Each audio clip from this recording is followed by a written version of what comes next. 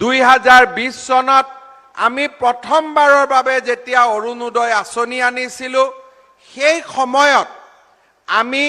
830 টকাৰে এই অৰুণোদয় আঁচনি আৰম্ভ কৰিছিলো চাওতে চাওতে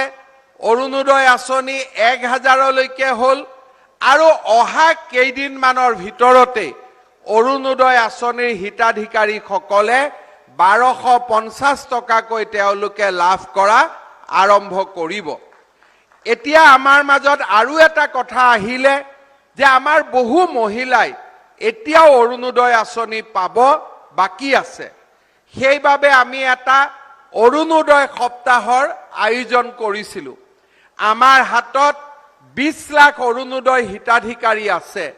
আমাৰ যেতিয়া কলেজৰ ছাত্ৰ ছাত্ৰীসকল ঘৰে ঘৰে গল তেতিয়া আমি দেখা পাইছিলো যে প্ৰায় 1.5 লাখ পৰিয়ালক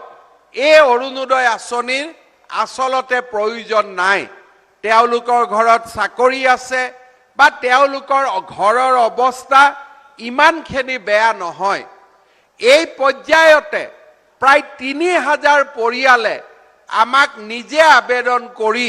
অৰুণোদয় আঁচনিৰ পৰা নাম কাটি লৈ গল তাৰ উপৰিও অৰুণোদয় আঁচনিৰ কিছু হিতাধিকাৰী ইতিমধ্যে পৰলোক প্ৰাপ্তিও হৈছিলেগৈ গতিকে পুৰণা হিতাধিকাৰীৰ পৰা 2 লাখ আৰু ৰাজ্য চৰকাৰে নতুনকৈ আৰু 6 লাখ হিতাধিকাৰীক আমি নতুনকৈ অৰুণোদয় আঁচনি দিয়াৰ অহা মাহৰ পৰা আমি ব্যৱস্থা কৰিম অৰ্থাৎ অহা মাহৰ পৰা অৰুণোদয় নতুন প্ৰপত্ৰ আমাৰ মহিলাসকলৰ মাজত বিতৰণ কৰা হ'ব আৰু 6 লাখ যেহেতু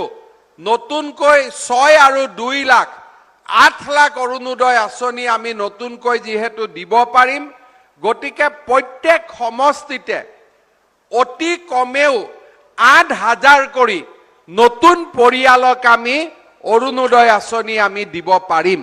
মই ভাবো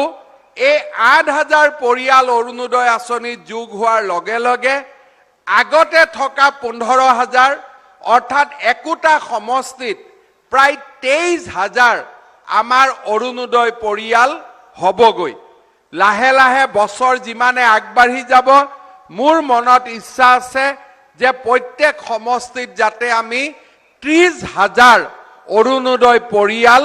আমি আৰম্ভ কৰিব পাৰো আৰু যদি 30000 অৰুণোদয় পৰিয়াল আমি আৰম্ভ কৰিব পাৰো অসমত অৰুণোদয় পৰিয়ালৰ সংখ্যা প্ৰায় 32 লাখ হ'বগৈ কিন্তু এই বছৰ আমি 26 লাখ গৈ পাম তাৰ পিছত লাহে লাহে আমি ইয়াক আমি 32 লাখলৈকে আমি লৈ যাম